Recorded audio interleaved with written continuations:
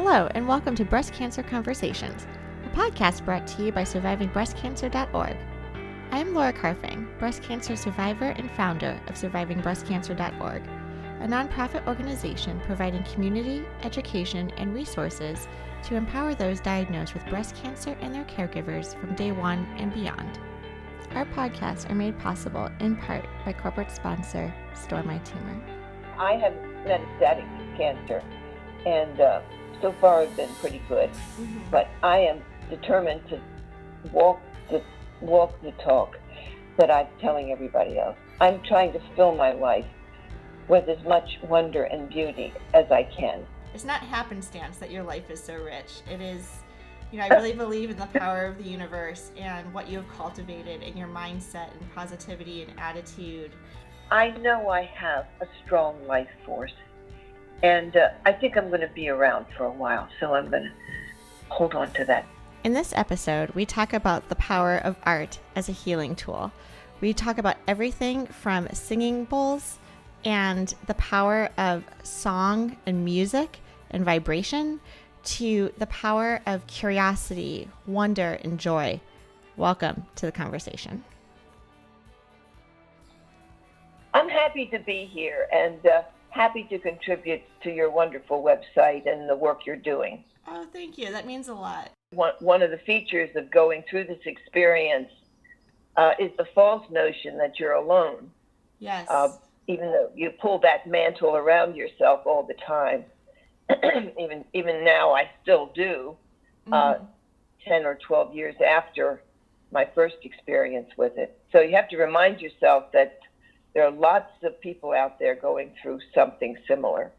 Exactly. And I think even in your experience in the last decade or so, the way technology has evolved, it used to be meeting up in person and looking towards your local communities for that support. And now being able to go online and using technology to connect with people all over the globe has really changed the way we're talking about breast cancer and community. Oh, yes. There's the psychological feature and then all the changes in medicine and the movement, which I think is really significant, of the two areas of holistic or alternative medicine and traditional medicine, so that I think there is an integrative medicine emerging, at least, over the last decade. Yeah, I couldn't agree more. I just got a book from Amazon, actually, called Lifestyle Medicine, and it was written by a few different doctors as a compilation, and I haven't started reading through it yet, but just paging through the table of contents, and I totally agree that there's, with the integrative medicine and the holistic approach, they're really trying to professionalize it as a complement to traditional care. Yeah, even the way they're distributing chemo now, Laura, my girlfriend a couple blocks away went through at Langone this series of what they called infusions, where you put your feet up and you can get reflexology and there's music and you're in your own little cubicle. When I got chemo, it was, a circle of feet coming out of the Barca loungers. And we had a nurse who used to do comic routines for the 8 of us with our feet as kind of the setup stage. Yeah. And it was not so nice. She was the one feature that made it palatable. She made us laugh. So I have my own feelings about chemo that I hope never to have it again. But one doesn't know, of course. But there's so many other changes. The importance of nutrition, for example, is a major factor. And of attitude, too. Absolutely. Radical Remission is a book that you might jot down, and the readers, too, about, forgive me, the author's name escapes me now, but it was a bestseller, and it's about these approaches to healing stage 4 cancer in particular. And some of them are understandable, like nutrition, but others like attitude, prayer, spiritual exercises are rather surprising. And yet these are documented ways of curing oneself of cancer. Not necessarily breast cancer, but that's included. So the world is different now from 2007, when I was diagnosed with stage 2A breast cancer, and went through quite a year, ending up with marrying my present husband. I was 62 when I met him, Laura. Yeah. So I'm getting about there to Now, 18 Cinderellas. Did you meet him before your diagnosis or after your diagnosis? This was after the diagnosis, and it's a little bit of a story. I tell it in my book, which is a memoir about getting through cancer. It's called Side Effects: The Art of Surviving Cancer by Dr. Carole Weaver. Yeah, I was dating him and got the diagnosis. Okay. And for the year of 2007, he was there, but my husband, my boyfriend at the time, had a real problem with being around sick people. Do you know the term empath, E-M-P-A-T-H? My husband is an empath. Okay. He went to medical school, but he couldn't practice because sick people drained all the energy out of him. Okay. So though he loved me, and still does, I couldn't get a lot of support from him. And as your readers know, to get through the process of treatment is you really need a village. You need friends and family, support group if you have it.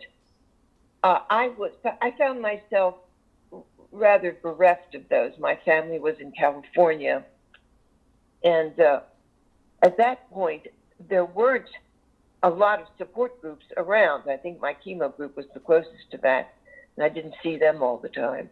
Right. So what I ended up doing, I leaned on my girlfriend. Doesn't everybody? Yep, for sure. That's what we do. So I kind of exhausted them. So what I turned out doing, and that's in the book, is I found art to be the resource for energy, distraction, perspective, and comfort. Yeah. No. So the book talks about 13 objects, very unusual objects, because I didn't know anything about art. I mean, right. I went to graduate school, but I didn't know. I'm a literature person. Sure. So, and it worked. So because of that discovery, I really believe that art heals. That art is a way of getting your body back to balance. And I discovered that there's a lot of science behind it. Okay. Yeah, can you tell me more about that? Like, in terms of art, I know you were gracious enough to share on our blog about using art as healing. And in this podcast, too, at the end for our listeners, I'll also link out to your book if they wanted to find out more information about it. But when you talk about art as healing, is it more about like practicing art and using like drawing and painting as a therapy, or is it visual where you're attracted to a piece of art, like if you were at an antique show or museums? What a great question.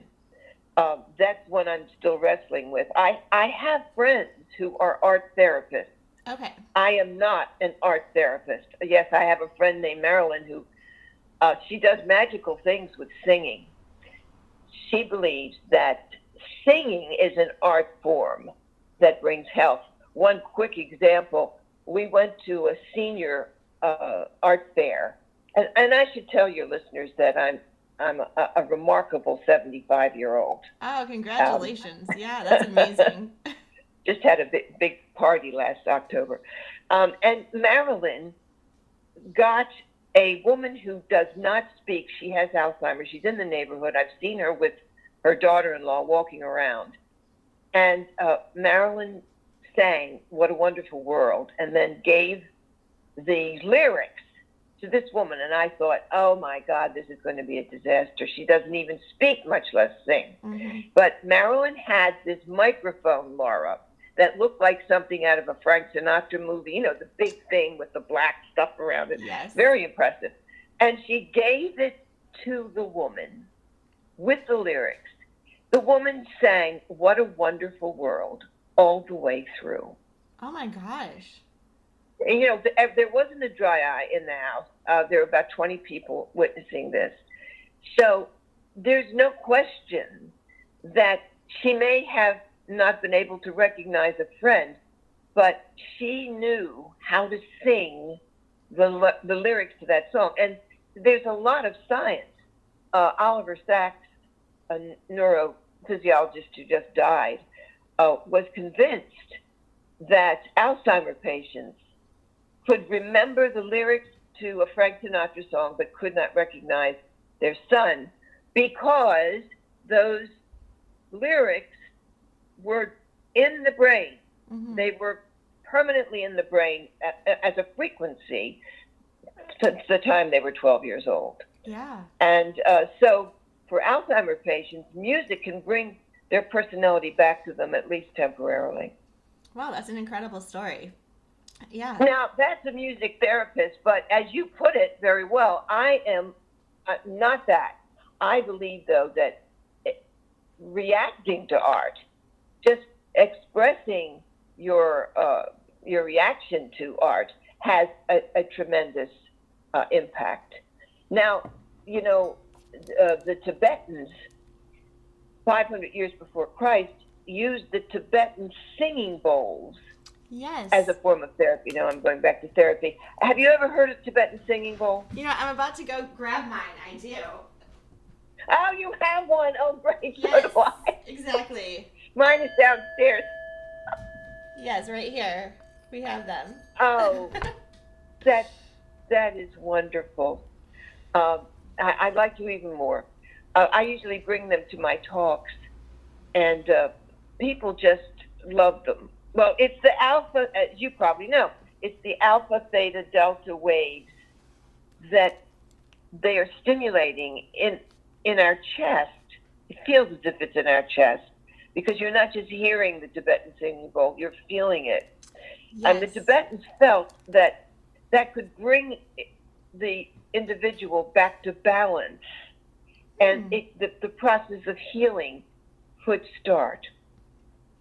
Now, I suppose that's a kind of therapy, and you're asking me about my own experience when I was going through breast cancer. Well, I always tell my audiences, and I have really started a small business on art and healing, speaking about this to groups. I say the first thing that people should do when they're pursuing this version of art and healing that I did, which is very modest, it's not really becoming an art therapist, is when you see something that's beautiful, it gives you energy. You know, like if you go to a museum and you see something that you like, buy the postcard. Because the first impact is energy. The second one is perspective. I was very fond of looking at Chinese slippers. Have you ever seen have you ever seen them? They're very ornate, and they cover the mutilated feet of children and women because the Chinese had this barbaric custom of breaking the foot to make it small. Mm-hmm.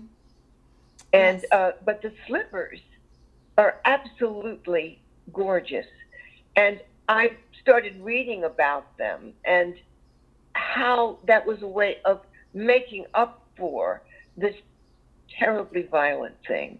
So the perspective of where the art came from, Vermeer in the 17th century, he died because he couldn't feed his children. He kept having children. Okay. So at 36, he had like 12 children, and he couldn't paint fast enough. So his wife said he was okay one day, And then he went into his bed and he just expired. So his beautiful paintings, and we only have a few, are there despite the fact that he was painting really as desperately as he could. Picasso's blue period, that's all he could afford was the blue paint. You get a perspective on these artists, these people, these human beings who suffered and yet still made beautiful, beautiful paintings. The next thing is an intense identification with the artist, understanding them and realizing that like you, they also suffered. And finally, to the work of art can make you inspired to create. So it's EPIC that I'm telling my audiences. After a while, when you look at a beautiful work of art, your fingers might start itching to go to the piano or to pick up a paintbrush. So that's a long way of answering the question. I'm not an art therapist. I recommend that you investigate one because I think they do a lot of good. But you can also gain great strength, perspective, philosophy, and a comfort from looking at and discovering really what you like.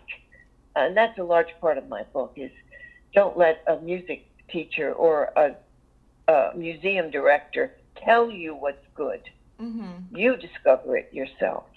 Exactly. I love that. You bring up so many great points. And I know you didn't talk about crystals at all, but since we were talking about like the singing bowls and the wave frequencies, we have so much in common. I just started also meditating with various crystals, and like very basic, like the very common ones like quartz or I'm blanking on some of the other names of the crystals that I have. But again, people are asking like, how do you know which ones give you energy? How do you know which ones are right for you?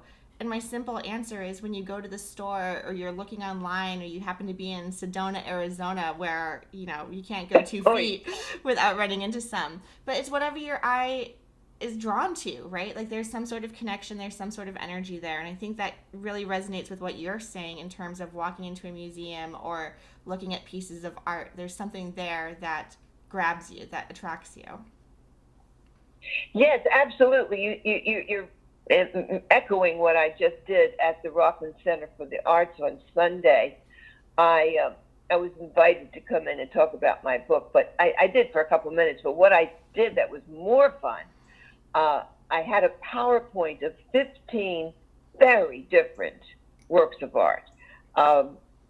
You know, the Picasso's goat, that sort of thing, and maybe a maritime scene with 2 boats in a storm. I had a lot of abstract pieces.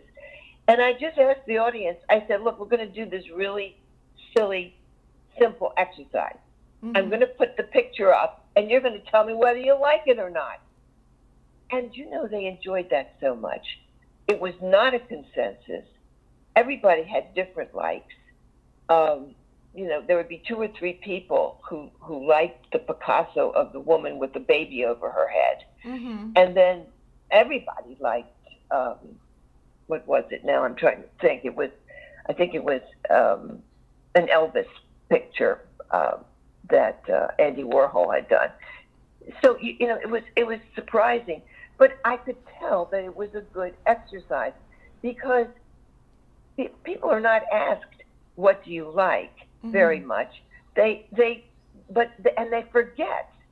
So I always say, take down those old things in your cubicle and put up even something from a magazine. It doesn't have to be an authentic etching or anything like that. My husband's an art appraiser, and we have a lot of art objects in the house.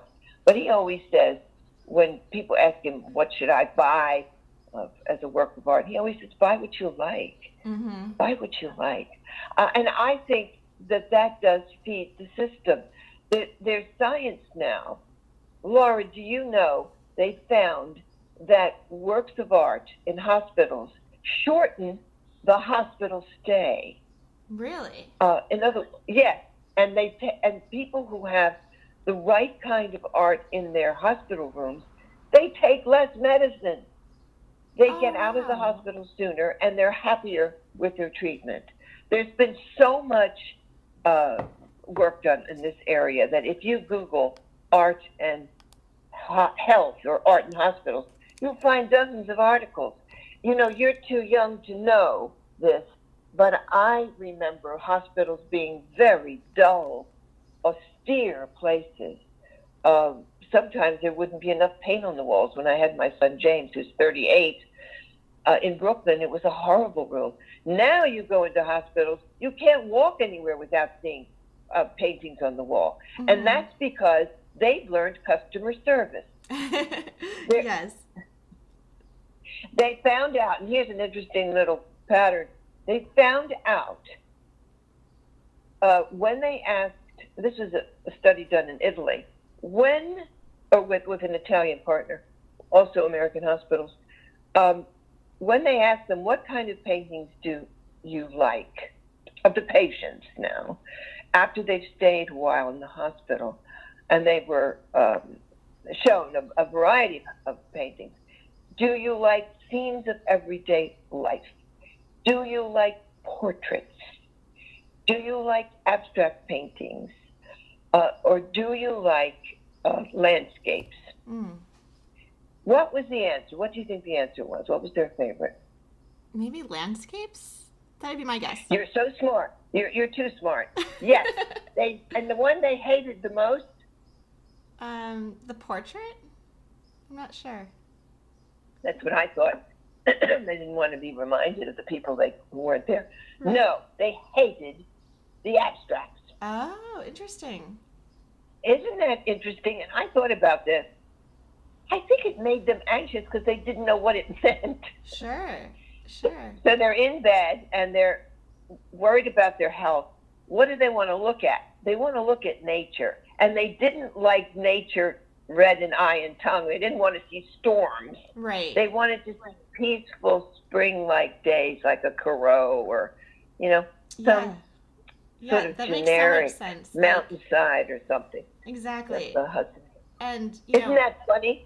But clearly there is something going on here when hospitals will spend that much money on artwork, not just in the rooms of the patients, but all along the corridors. Yes, very true.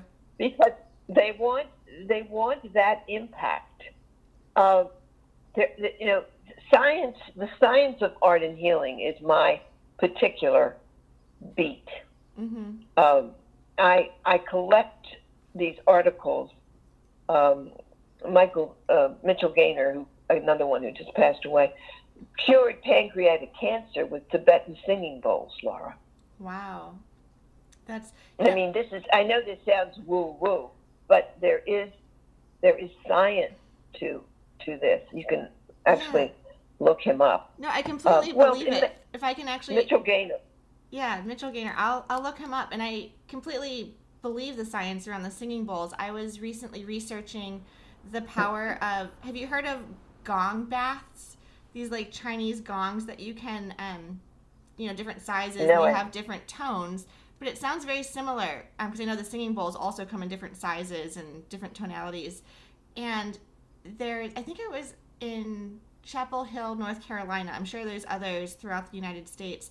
But there's these gong baths where you pretty much go and you're lying on a yoga mat for about 90 minutes and they play these gongs for you as like a meditation. Yes. And it's supposed to say like the vibrations of those sounds, similar to what you were mentioning with the alpha and beta and delta waves.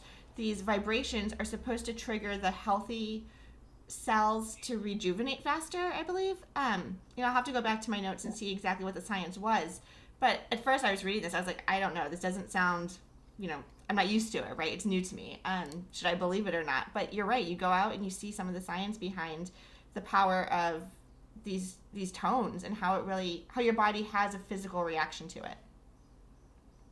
Absolutely. I saw something How do you spell gongbat? I'm going to look that up. So it's gong. Gongb. Yep, gong, Gong, and then bath, Bath. Okay, I'm going to look that up. A couple of months ago, I went to a Tibetan bowl demonstration by this expert. She brought about 40 of these bowls of all different sizes, and we did the same thing. We were on a mat. People really bought elaborate things to lie on because they'd done it before. Okay. And for 45 minutes, she played these gorgeous bowls, and it was remarkable. Well, there's a whole science called somatic that you can look at online. And the principle of it is that we are affected by sound. They will put sand on a glass plate and then play music underneath, and the sand changes in shape. These shapes emerge. So you can see that sound does have an effect on that. And then there's a very famous guy whose name I forget, who does this with water. That water reacts to music and to this kind of sound, the tonality of the bowls or the gongbats. And after all, we're 3/4 water. Mm-hmm. So why wouldn't sound affect us? One of my favorite stories. I mean, this is just a theory that the great symphonic conductors like Toscanini, they lived so long, and people say, "Oh, it's because of the cardiovascular thing." No, they're waving their arms around all the time, so their heart is getting exercise. So that makes them live into their 90s.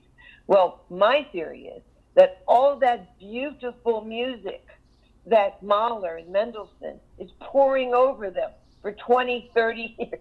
Yes, exactly. So that's why they live a long time. I mean, maybe the exercise helps a little bit. Yeah. So it's a very good reason why we should have the music that we love around us to do that.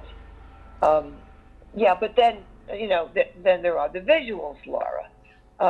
That beauty, as in the hospital situation. Mm-hmm. Right now, I'm really, really interested in wonder, in the way you feel.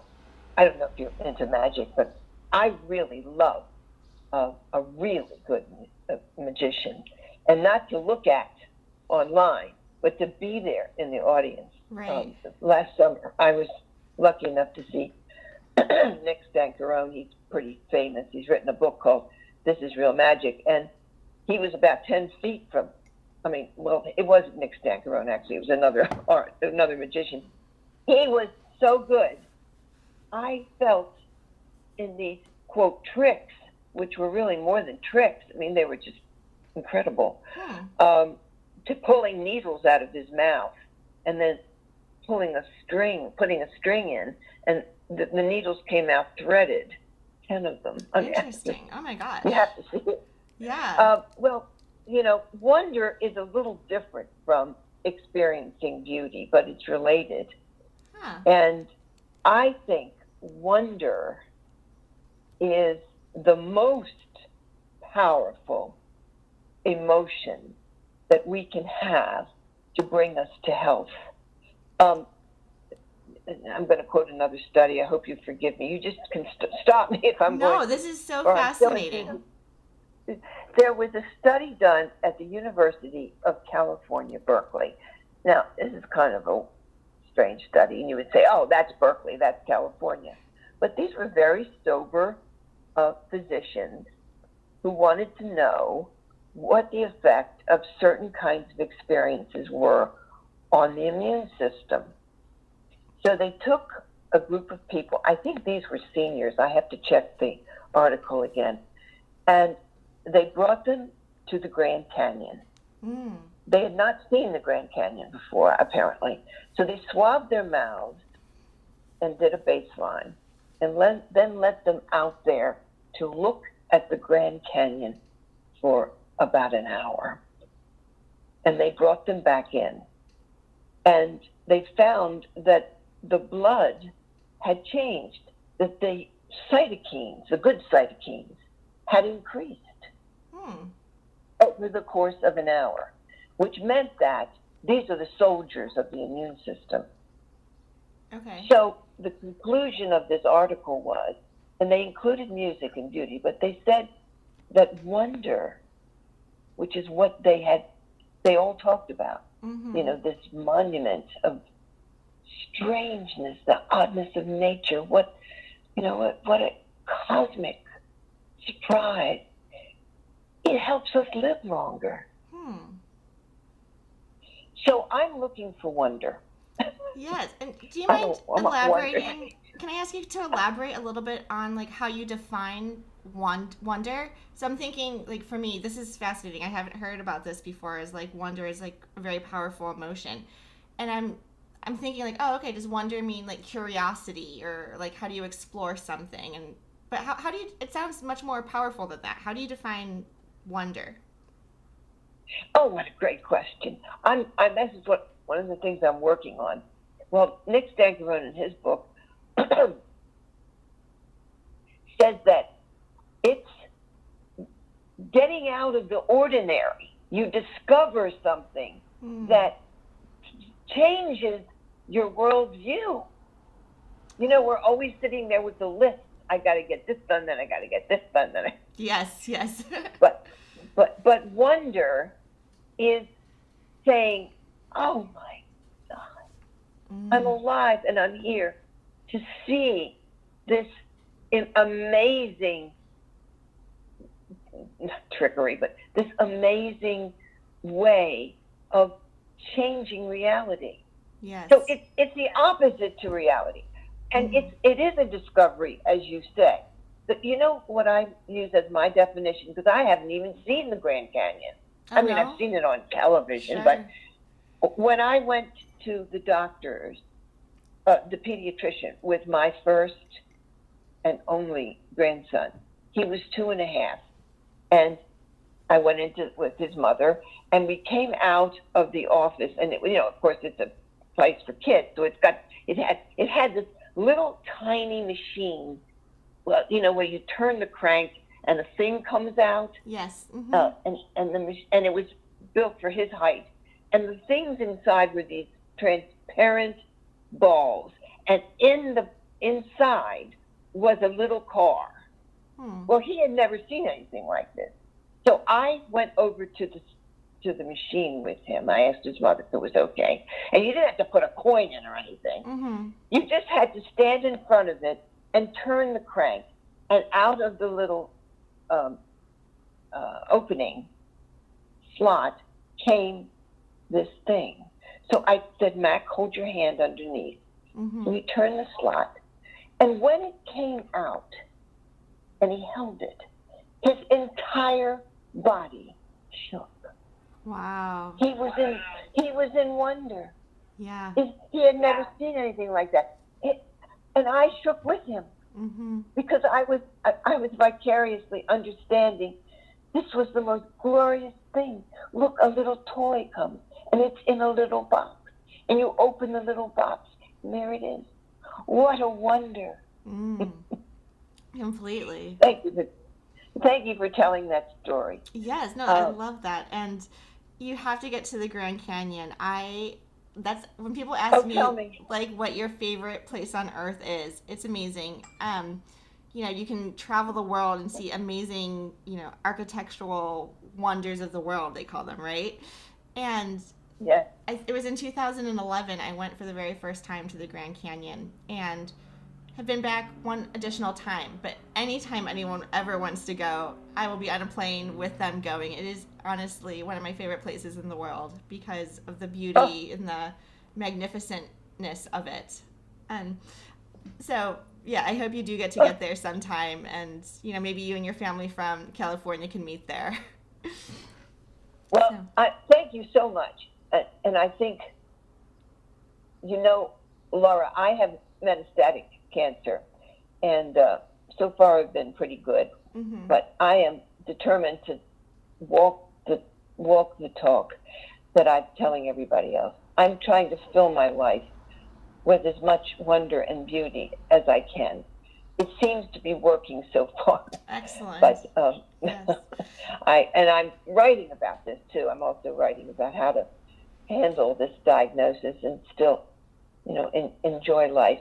But there isn't any question that I'm convinced that art can heal. Mm-hmm. When I have to have blood drawn, as you all know, when we're being watched, that happens a lot. Yes. I always look at a picture of my 3-year-old grandson.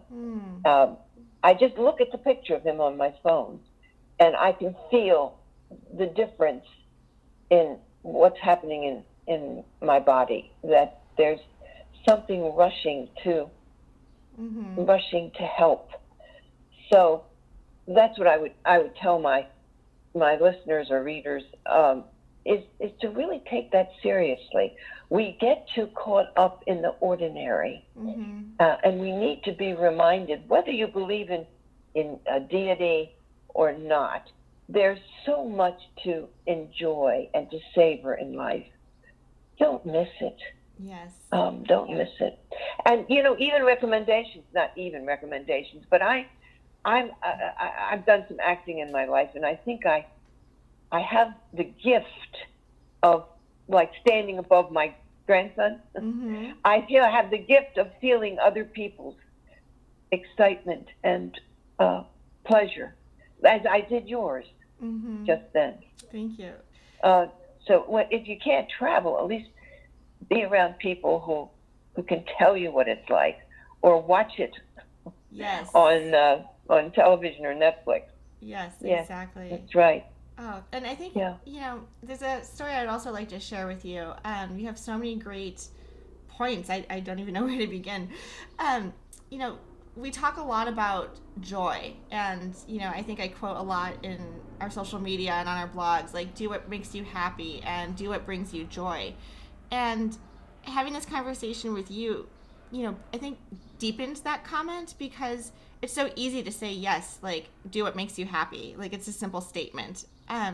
Right. But when you're looking at the photo of your grandson, like, that is joy, right? That is actually being mindful and present in the moment, and really just saying, it's one thing to say, yes, the sun is shining and this is a beautiful day and I'm happy, but, like, what actually has that emotional and physical change and energy in your body, I think we need to be aware of too, like, what gives us that strength. So I thank you for sharing that.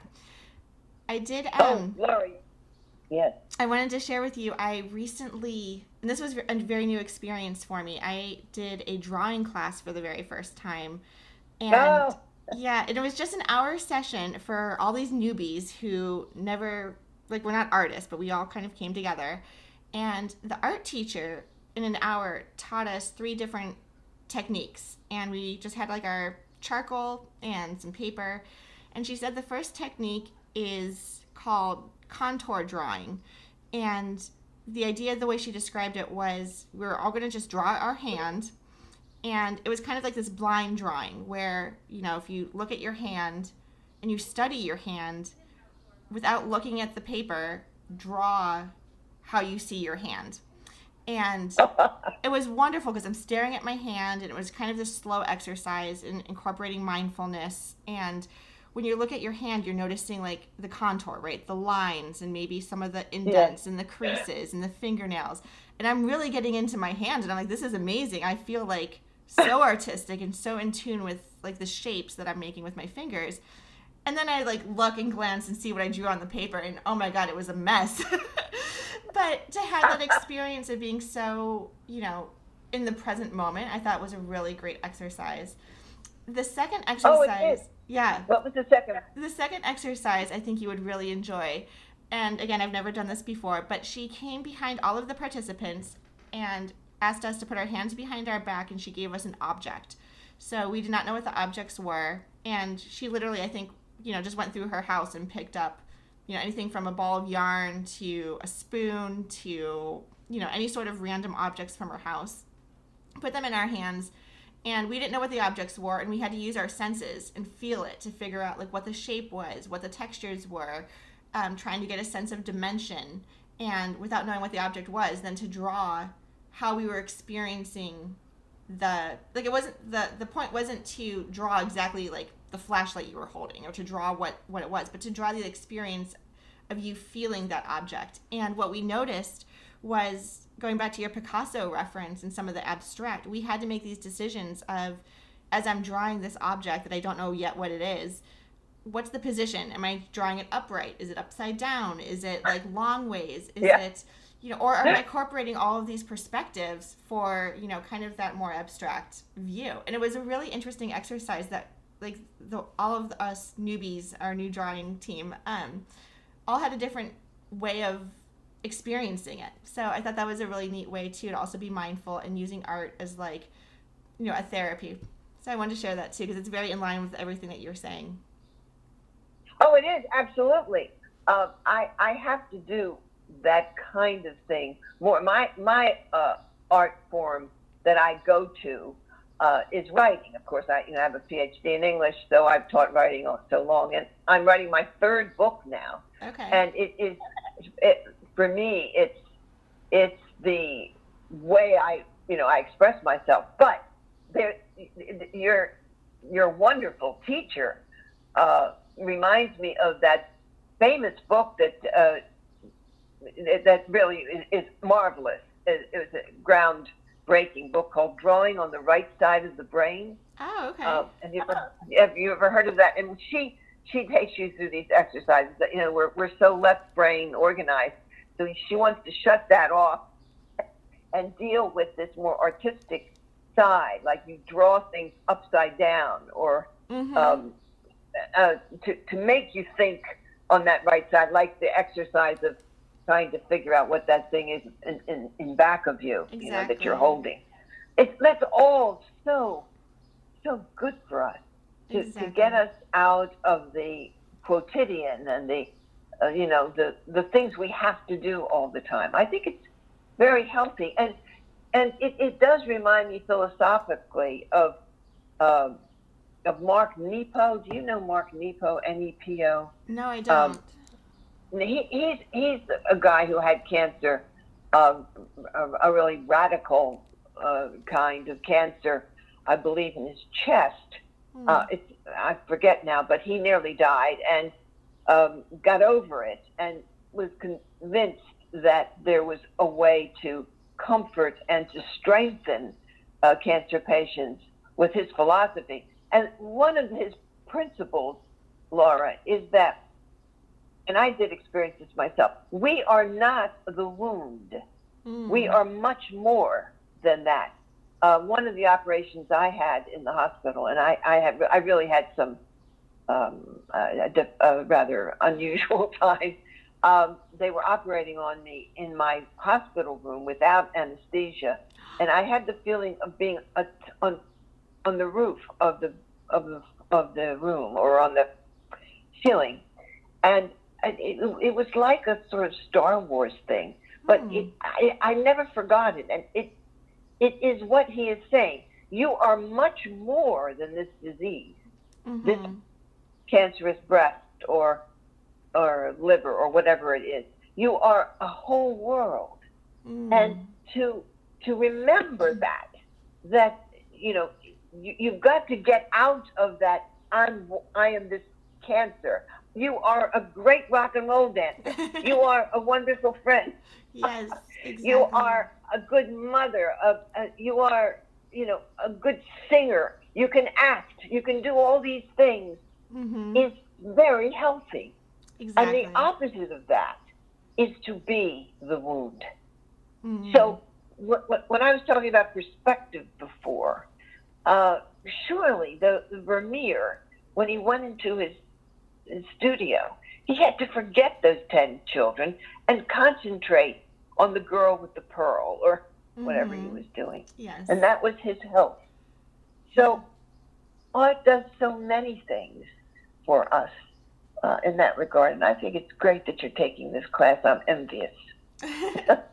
Well, I'm learning a lot, and I think we have conversations in the community a lot about trying new experiences, right? And to get out of your comfort zone and try something new. And I'm just like you, we're practicing what we're preaching, and, I wanted to try something I've never done before, and Yeah, finding, joy in that. And it was great because I'm no artist, but there was no pressure either. It was just to try that's something right. new and get out of my comfort zone and think differently. And what I loved about it too was you're not thinking about cancer, right? You're actually like engaging in a different That's right. activity, and you're so ensconced in it that, for that 60 minutes, you're present and you're there. And that was great.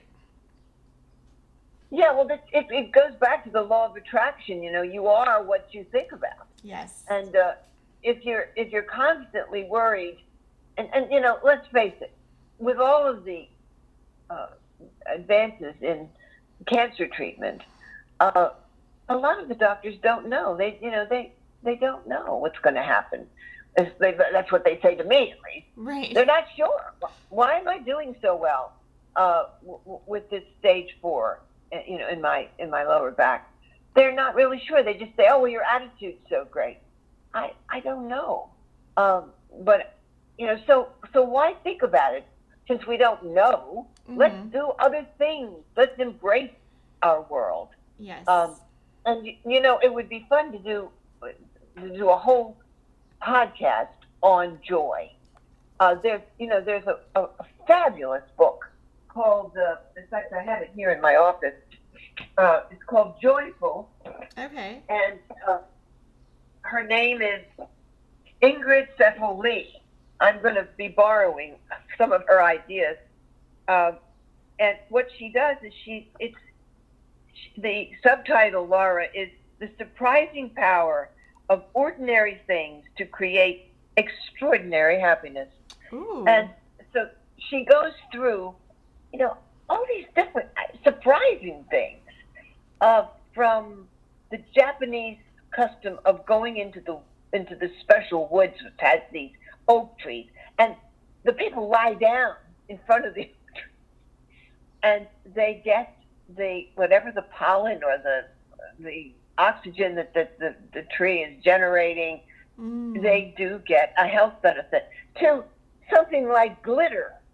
Mm-hmm. You know how kids love glitter? Yep. Well, grown-ups do too.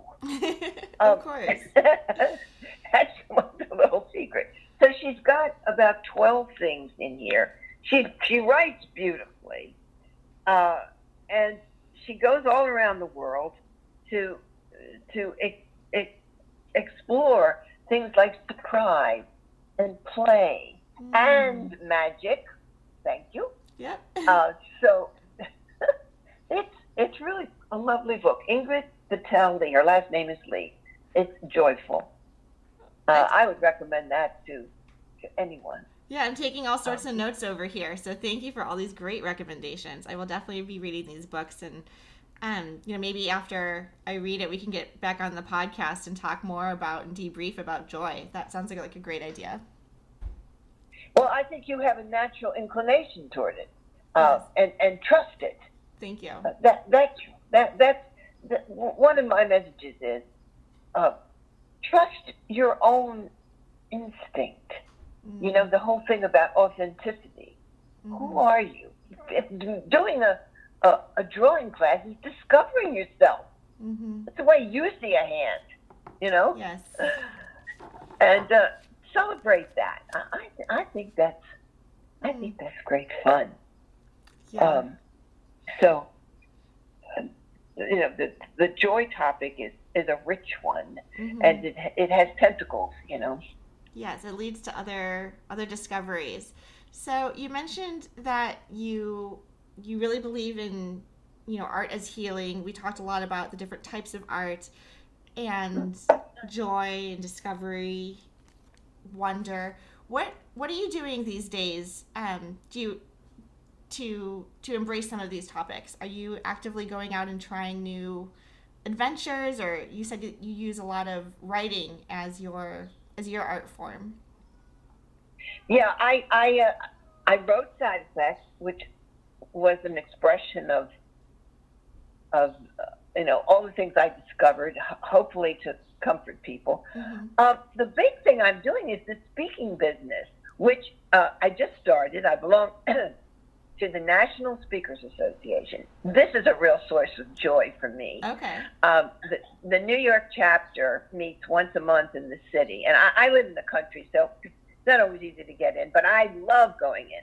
Yesterday, we had our last meeting for the for this academic year, and it was wonderful. We were at Battery Gardens, and we took a sail afterwards. But most meetings are so exciting, Laura, because these speakers who make a ton of money, they come in and they tell you their secrets. Really? Or they enchant you. Mm-hmm. They enchant you. The one guy came in a couple months ago. There are about 80 there are about 100 of us in this chapter. Not everybody shows up every time, once a month, but in this particular one, he came in the door and he did 3 somersaults. Wow. But he did 3 somersaults and started speaking. He did magic tricks and he did juggling. I mean, these people are so clever, mm-hmm. and they're so eloquent and they're so generous. Mm. They tell you how they started their business. Mm-hmm. So that is a tremendous source of pleasure to me. When I go to these 4-hour meetings, I don't move in my chair. Mm-hmm. I'm just fixed on whatever they're saying to me. So that's a big one. Mm-hmm.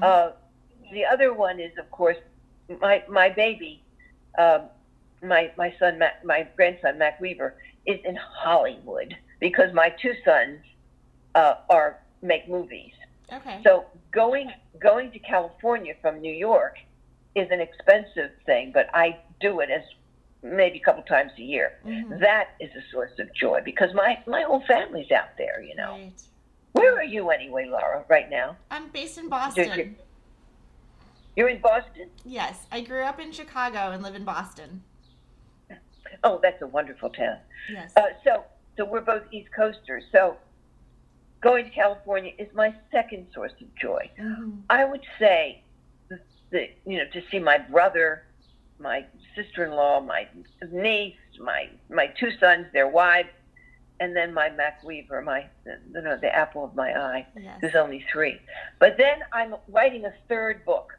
I wrote Side Effects, and then I did this series of poems called Train Romance.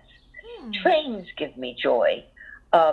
Old-fashioned trains. That's how I go into the city. Oh. So I wrote some poetry on this, and I have 2 colleagues who've written poetry too and taken pictures of train stations. So we have this really lovely thing that we're self-publishing. So, it's aggravating to do all the details for publishing a book, but when I hold that thing in my hands, I'm going to be so happy. And the 3rd and the 4th thing I'm doing is the 3rd book, which is called Pie to Die For. And it's about living with this diagnosis and my husband's crazy client. He's an art appraiser. So he goes to people who lost art and have insured it. And he says he makes money from death, divorce, and disaster. Mm. So people either bequeath their art or they lose it through some kind of fire or flood, or they go broke and they have to sell their Picasso. So is it death? Oh, divorce. Yeah, when they get divorced, they've only got one Rembrandt. How do you split a Rembrandt? Right. So these are the stories. They're short stories of these crazy people and what they do. So I'm blending the memoir and this business of death, divorce, and disaster. Wow. And I have a book coach, and we talk once a week. And there are 2 other people on the call, like a conference call, mm-hmm. and they are so interesting.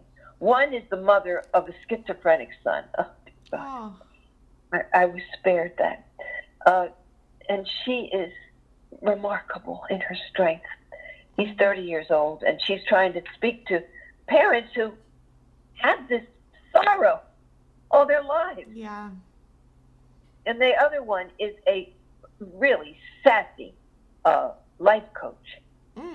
Her business is called The Unstoppable Life. And she's great. She's never written a book before, and she's really fun. She's really writing to millennials, to people like my son. So those are the big things. My husband and I travel. We're going on a cruise to South America at Christmas time. He's on some nonprofit boards that are all about art. So, and I have this house that I live in. I have 20,000 books. Yes. 5 libraries. Your office, I'm looking right now, is beautiful. It's my second marriage. And there's art all over the place. I mean, I stumble over everything. So my life is so rich, Laura. I can't tell you how grateful I am. Yeah. Truly, I am. I don't know how I got here. I was a single parent for 20-some years, and I wanted to go on Broadway and do parts for old ladies, like Sweeney Todd, the one in the back with the costume on that doesn't say too much. Right. And then I meet this guy, and we have truly a wonderful life. Oh, I've been smiling for the last hour, Carole. The way that you share your stories, it's not happenstance that your life is so rich. It is, I really believe in the power of the universe and what you have cultivated in your mindset and positivity and attitude, and being able to find, the joy and the happiness in everything that you're experiencing. I think a lot of times we move so quickly in life that we, like you mentioned, we stumble over things and don't think twice about it. So, encouraging people to take that deep breath and not take it for granted that, we blink and we breathe automatically, right? But it's the amazing mechanics of the human body, of this gift that we're given. It's so true. So true. Boy, you really are a quick learner, or you're my best friend. Yes. I feel the same. You understand it all. Yes. Well, Laura, I so appreciate the empathy and the patience to listen to me run on. But I would like to send you my book. I don't know what, maybe you can email me your absolutely, your address, your snail mail, so I can send it to you. And I so appreciate your inviting me to do my first blog and my first podcast.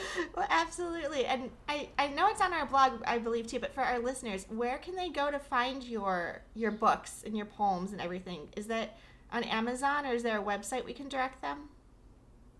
Oh, yeah, definitely the Amazon Side Effects. And I have a really pretty good website. It's www.Carole, with an E, Weaver, all lowercase, Carole, WEA, V as in Victor, ER, and then the last name is Linsner, and that's all the same word for the website. LIN as in Nancy, S N as in Nancy, ER. So it's Carole Weaver Linsner.com. And on that website, I have a tour of my home. I've got my speech when I graduated from Speaker University, which is an NSA product, and a lot of other stuff where I'm speaking and reviews of the book. So, that's the place to go. And you can email me at Carole Weaver Linsner at gmail.com. And this has been such a pleasure, Carole. I can't thank you enough for taking the time, and I'm so glad our paths connected. I would like to acknowledge that all of the information on our podcast are from personal experiences and are not a substitute for professional medical advice. You should always contact your medical care team. If you're looking for specific topics or would like to be a guest on our show, please feel free to reach out to me. My email is laura@survivingbreastcancer.org. If you like this episode, please be sure to give us a 5-star rating, write a review, and leave a comment. It would mean the world to us if you shared the podcast and tagged Breast Cancer Conversations. Chances are, if this resonated with you, it will with others too. Until next time, keep on thriving. Hey you guys, Laura here. I just wanted to let you guys know, if you don't follow us already on YouTube, we do have a survivingbreastcancer.org YouTube channel. We are looking to raise awareness and grow our followers. So if you can hop on over to YouTube, search survivingbreastcancer.org and subscribe, that would be awesome. Our immediate goal right now is to get our first 100 subscribers. So if you want to get in while we are young and new and growing, this is your chance. Thank you.